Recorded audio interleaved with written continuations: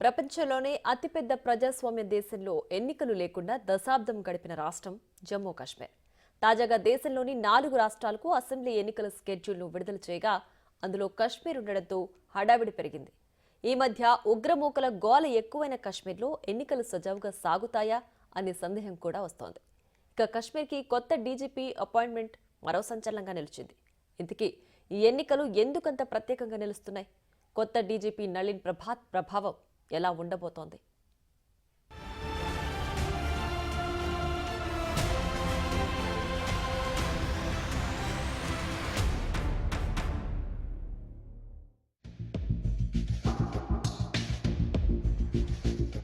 జమ్మూ కశ్మీర్ పేరు ఎప్పుడు విన్నా ఏదో అలజడి రేగిందనే ఆలోచన సాధారణంగానే వస్తుంది.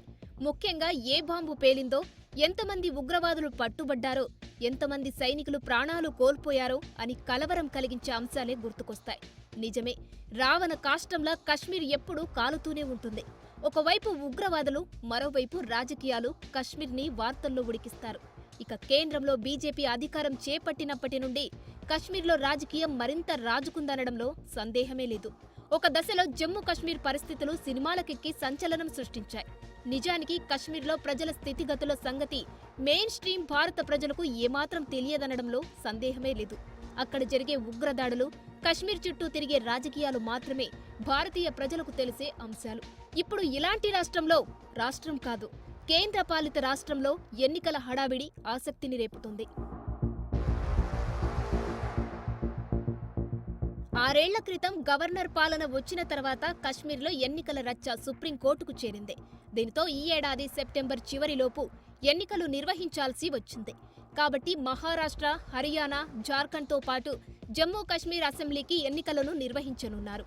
హర్యానా అసెంబ్లీకి నవంబర్ 3తోనూ, మహారాష్ట్ర అసెంబ్లీకి నవంబర్ 26తోనూ గడువు ముగియనుండగా జార్ఖండ్ అసెంబ్లీ గడువు జనవరి 2025తో ముగుస్తాయి. ఇక జమ్మూ కశ్మీర్లో 2014లో చివరిసారిగా ఎన్నికలు జరిగాయి. ఇప్పుడు జమ్మూ కశ్మీర్ అసెంబ్లీకి 3 విడతల్లో పోలింగ్ జరగనున్నట్లు భారత ఎన్నికల సంఘం ప్రకటించింది. సెప్టెంబర్ 30 లోపు ఎన్నికలు జరపాలనే సుప్రీంకోర్టు ఆదేశాల మేరకు సెప్టెంబర్ 18, 25, అక్టోబర్ 1న జమ్మూ కశ్మీర్ అసెంబ్లీ ఎన్నికల పోలింగ్ను నిర్వహించనున్నారు. ఇక అక్టోబర్ 4న జమ్మూ కశ్మీర్ అసెంబ్లీ ఎన్నికల కౌంటింగ్ జరగనున్నట్లు ఎన్నికల సంఘం ప్రకటించింది.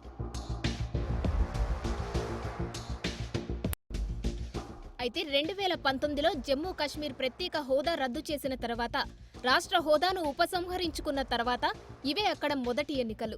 జమ్మూ కశ్మీర్లో 2014 ఎన్నికల తర్వాత Jammu Kashmir people's democratic party, Bharatiya Janata party కూటమి రాష్ట్ర ప్రభుత్వాన్ని ఏర్పాటు చేసింది. ఈ ఎన్నికల్లో బీజేపీ ఎక్కువ సీట్లను గెలుచుకుంది. మెజారిటీ రాకపోవడంతో పీడీపీతో కలిసి గవర్నమెంట్లో భాగమయ్యారు. ఇక ఇందులో పీడీపీ అధినేత ముఫ్తీ మొహమ్మద్ సయీద్ ముఖ్యమంత్రి అయ్యారు.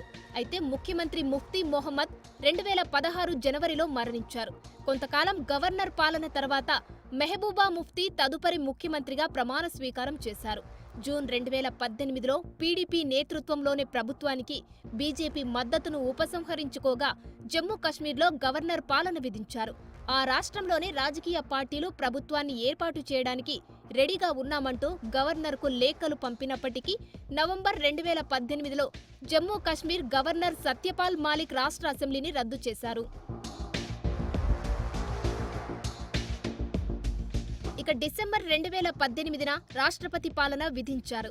తర్వాత 2019లో జమ్మూ కశ్మీర్కు ప్రత్యేక హోదాను కల్పించే భారత రాజ్యాంగంలోని ఆర్టికల్ 370 రద్దు చేశారు. దీంతో జమ్మూ కశ్మీర్ రాష్ట్రాన్ని జమ్మూ కశ్మీర్, లడఖ్ కేంద్రపాలిత ప్రాంతాలుగా విభజించారు. మరోవైపు ఇటీవల ముగిసిన లోక్సభ ఎన్నికల్లో జమ్మూ కశ్మీర్లో 58.58% పోలింగ్ నమోదు అయింది. గత 3-4 దశాబ్దాల్లో కశ్మీర్లో ఎన్నికలు అత్యంత ప్రశాంతంగా జరిగింది కూడా ఈ ఎన్నికల్లోనే. కాగా గతంలో జమ్మూ కశ్మీర్ అసెంబ్లీలో 107 స్థానాలు ఉండగా ఇప్పుడు 114కు పెరిగాయి. వీటిలో 24 సీట్లు పాక్ ఆక్రమిత కశ్మీర్లో ఉండగా మిగతా 90 స్థానాలకు ఎన్నికలు జరగనున్నాయి. వీటిలో జమ్మూ ప్రాంతంలో 43 స్థానాలు, కశ్మీర్ వ్యాలీలో 47 స్థానాలు ఉన్నాయి. అయితే ఆర్టికల్ 370 రద్దుతో జమ్మూ కశ్మీర్ ఆర్థికాభివృద్ధి మెరుగుపడుతుండటంతో పాటు తీవ్రవాదాన్ని అరికట్టే ఛాన్స్ ఉంటుందని గతంలో ప్రధానమంత్రి నరేంద్ర మోడీ తెలిపారు. కానీ ప్రస్తుతం ప్రధాని మాటలకు భిన్నంగా జమ్మూలో ఉగ్రదాడులు రోజురోజుకు భారీగా పెరిగిపోతున్నాయని కశ్మీర్లోని విపక్ష పార్టీలతో పాటు కేంద్రంలో ప్రతిపక్షాలు కూడా ఆరోపిస్తున్నాయి. 2019 నుంచి ఇప్పటి వరకు దాదాపు 683 ఉగ్రదాడులు జరిగాయని, 258 మంది జవాన్లు, 170 మంది పౌరులు ప్రాణాలు విడిచారని ఇటీవల మల్లికార్జున ఖర్గే తెలిపారు. ఇక ప్రధాని నరేంద్ర మోడీ మూడోసారి ప్రమాణ స్వీకారం చేసినప్పటి నుంచి జమ్మూలో 25 ఉగ్రదాడులు జరగ్గా 15 మందికి పైగా సైనికులు ప్రాణాలు కోల్పోయారు. పదుల సంఖ్యలో గాయాల పాలయ్యారని మల్లికార్జున ఖర్గే పేర్కొన్నారు. ఇలాంటి పరిస్థితుల మధ్య జమ్మూ కశ్మీర్ డీజీపీగా ఉన్న ఆర్ఆర్ స్వైన్ పదవి విరామణ చేస్తున్న తరుణంలో కొత్త డీజీపీ నియామకం ఆసక్తికరంగా మారింది. త్వరలో జరగనున్న జమ్మూ కశ్మీర్ అసెంబ్లీ ఎన్నికల నేపథ్యంలో జమ్మూ కశ్మీర్ రాష్ట్రానికి డైరెక్టర్ జనరల్ ఆఫ్ పోలీస్గా 1992 బ్యాచ్ ఆంధ్రప్రదేశ్ క్యాడర్ ఐపీఎస్ అధికారి నళిన్ ప్రభాత్ నియమితులయ్యారు. కేబినెట్ నియామకాల కమిటీ ఈ మేరకు ఉత్తర్వులు జారీ చేసింది.